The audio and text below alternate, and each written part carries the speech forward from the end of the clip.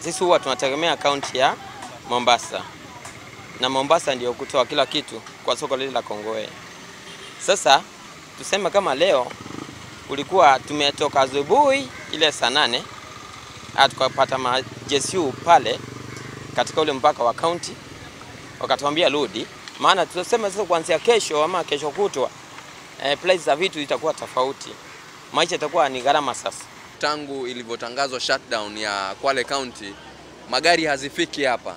Waona toka asubuhi saa hii waagizaji waliagiza mali mpaka muda huu ndio mali inafika. Hatuna chakula, hatuna viazi vinaingia kuchelewa, tomato zimeingia kuchelewa, na hivyo vimeingia kuchelewa, vimeharibika. Manake vyakula vinaharibika kwa haraka, ni perishable goods.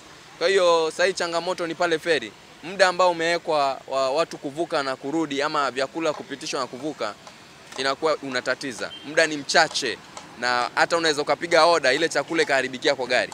Sasa hii nikipiga order crate nitaambiwa ni shilingi 12,000. Kumbe kwa hakika kule ni 8,000.